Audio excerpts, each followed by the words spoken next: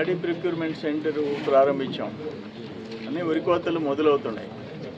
ఇప్పుడు మార్కెట్లో actual MSP rate అయితే ప్రభుత్వం రేటు 20,306 రూపాయలు. I mean A grade. ఇప్పుడు ఆర్ఎన్ఆర్ కానీ కేఎన్ఎం కానీ 20,306 రూపాయల లెక్కన ప్రభుత్వం కొంటుంది. ఇప్పుడు ప్రస్తుతం మార్కెట్లో అయితే ఆర్ఎన్ఆర్ 15,048 వచ్చి 22,000 ఉంది. కేఎన్ఎం 1638 వెరైటీ వచ్చి 21,000 ఉంది. లిటిల్ బిట్ ఎక్స్ట్రా ఉంది.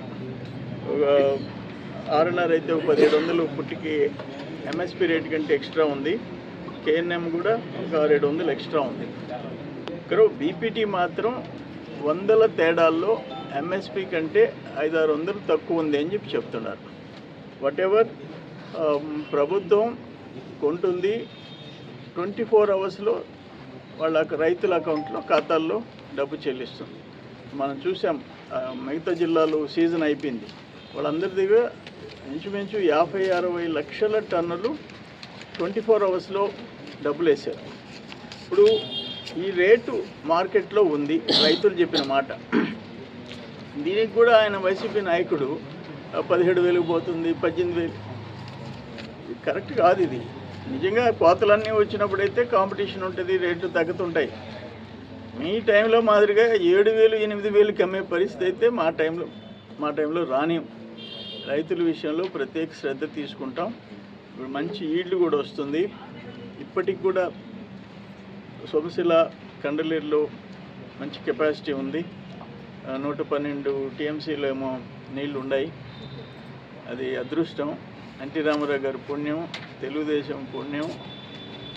ఇంకా ఏ జిల్లాల్లో 146 టీఎంసీ ఉండే 2 రిజర్వాయర్లు ఒక్క జిల్లాకి, ఉమ్మడి ఆంధ్రప్రదేశ్, తెలంగాణ, ఆంధ్ర, రాయలసీమ, కోస్తా, ఎక్కడ ఏ ఒక్క జిల్లాకి 146 టీఎంసీలు ఉండే 2 రిజర్వాయర్లు ఉండటం మన అదృష్టం.